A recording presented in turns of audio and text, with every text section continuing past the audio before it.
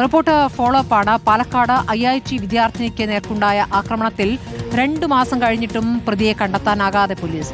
മരത്തടി ഉപയോഗിച്ച് അജ്ഞാതൻ തമിഴ്നാട് സ്വദേശിനി അശ്വിനി കണ്ണനെ ആക്രമിക്കുകയായിരുന്നു. ആക്രമണം നടന്ന സ്ഥലത്ത് CCTV ഇല്ലാത്തതാണ് അന്വേഷണത്തിൽ തിരിച്ചടിയായത്. ക്യാമ്പസിന് അകത്തുള്ളവരെ കേന്ദ്രീകരിച്ച് അന്വേഷണം തുടരുന്നു എന്നാണ് പോലീസ് പറയുന്നത്. ഇക്ബാൽ അറക്കൽ വിവരങ്ങൾ നൽകും. ഈ പാലക്കാട് IIT വിദ്യാർത്ഥിനിക്ക് നേരെ ആക്രമണം നടന്നപ്പോൾ എത്ര ദിവസങ്ങൾ കഴിഞ്ഞിരിക്കുന്നു? ഇതുവരെയും പോലീസ് ഒരു ആളെ കണ്ടെത്തിയിട്ടില്ല എന്നാണോ? ഇതിൽ കോളേജ് ക്യാമ്പസിനകത്തു നിന്നുള്ളവരാണ് എന്നുള്ള സംശയം. ഈ പരിക്കേറ്റ യുവതി എന്താണ് ഇക്കാര്യത്തിൽ പറയുന്നത്? അവർക്ക് എന്താണ് സംശയം?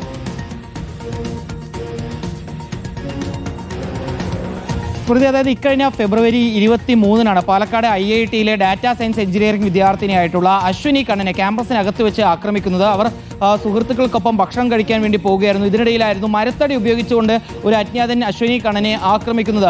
അന്ന് പിന്നീട് ഗുരുതരമായി പരിക്കേറ്റ അശ്വിനി കണ്ണനെ കോയമ്പത്തൂരിലെ ഒരു സ്വകാര്യ ആശുപത്രിയിലേക്ക് പ്രവേശിപ്പിക്കുകയും വിദഗ്ധ ചികിത്സ നൽകുകയും അവരെ ജീവിതത്തിലേക്ക് തിരികെ കൊണ്ടുവരാനും സാധിച്ചു. പക്ഷേ ഈ അശ്വിനി കണ്ണനെ ആക്രമിച്ചിട്ടുള്ള ഈ അജ്ഞാതരെ കണ്ടെത്താൻ ഇതുവരെയും പോലീസിന് സാധിച്ചിട്ടില്ല.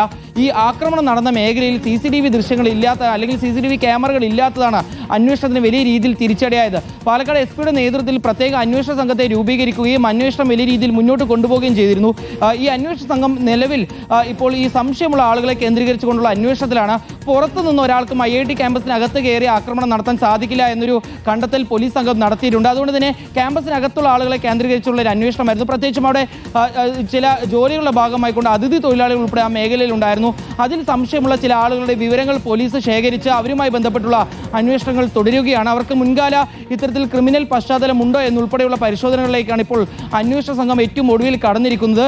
അതിനോടൊപ്പം തന്നെ ഇവർ ഈ ആക്രമണം നടന്ന മേഖലയിലേക്ക് ഇവർ എത്തിയിട്ടുണ്ടോ, ഇവരുടെ സാന്നിധ്യം ഈ മേഖലയിൽ ഉണ്ടോ എന്നുൾപ്പെടെയുള്ള പരിശോധനകളിലേക്ക് ഉൾപ്പെടെ പോലീസ് സംഘം ഇപ്പോൾ കടന്നിരിക്കുകയാണ്. എത്രയും പെട്ടെന്ന് ഈ പ്രതിയെ പിടികൂടാൻ കഴിയുമെന്നൊരു പ്രതീക്ഷയിലാണ് അന്വേഷണ സംഘം ഉള്ളത്. പക്ഷേ ഈ ആക്രമണം നടന്ന് ഇപ്പോൾ ഏകദേശം 65 ദിവസം പിന്നിടുന്നു.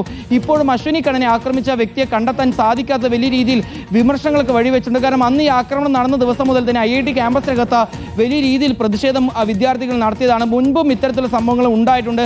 അന്നും ഈ പ്രതികളെ പിടികൂടാൻ ആർക്കും സാധിച്ചില്ല എന്ന് പറഞ്ഞുകൊണ്ടായിരുന്നു അന്ന് വിദ്യാർത്ഥികൾ പ്രതിഷേധത്തിന് ഇറങ്ങിയിരുന്നത്. ഇപ്പോഴേതായാലും ഈ അശ്വിനി കണ്ണനെ ആക്രമിച്ച വിഷയത്തിലെങ്കിലും എത്രയും പെട്ടെന്ന് പ്രതികളെ പിടികൂടണമെന്നുള്ളതാണ് ആ ക്യാമ്പസിനകത്തുള്ള ആളുകളുടെയും ആവശ്യം. അങ്ങനെ ഈ അതിഥി തൊഴിലാളികളെ കേന്ദ്രീകരിച്ചുള്ള അന്വേഷണമാണെങ്കിലും അത് എത്രയും പെട്ടെന്ന് നടത്തി പൂർത്തീകരിക്കണം, പ്രതികളെ കണ്ടെത്തണമെന്നുള്ളതാണ് ഇപ്പോൾ ഉയർന്നു വരുന്ന ഏറ്റവും പ്രധാനപ്പെട്ട ആവശ്യം. പോലീസും പറയുന്നത് CCTV ദൃശ്യങ്ങൾ പരിശോധിച്ചതിൽ യാതൊരു രീതിയിലുള്ള തെളിവുകൾ ലഭിച്ചില്ല. മാത്രമല്ല ആക്രമണം നടന്ന ഈ മേഖലയിൽ ഒന്നും CCTV ക്യാമറകൾ സ്ഥാപിച്ചില്ല. അവിടെ നിർമ്മാണം നടക്കുന്ന മേഖലയാണ്. ഇതെല്ലാം അറിഞ്ഞ് മുൻകൂട്ടി തന്നെയാണ് ഈ ആക്രമണം നടന്നിട്ടുള്ളത്. അങ്ങനെയാണെങ്കിൽ കൃത്യമായി ഈ ക്യാമ്പസിനെ കുറിച്ചും ആ മേഖലയെക്കുറിച്ചും ധാരണയുള്ള വ്യക്തിയാണ് ഈ ആക്രമണം നടത്തിയിട്ടുള്ളത്. അതിന്റെ അടിസ്ഥാനത്തിൽ കൂടിയാണ് ഇപ്പോൾ പരിശോധനകൾ തുടരുന്നത്. ശരി, ഇക്ബാൽ അറക്കലാണ് വിവരങ്ങൾ നൽകിയത്. ഏതായാലും ഇതുവരെ പ്രതിയെ പിടികൂടിയിട്ടില്ല എന്നുള്ളത് അത്ഭുതകരമാണ്. ഇപ്പോൾ 2 മാസമാകും.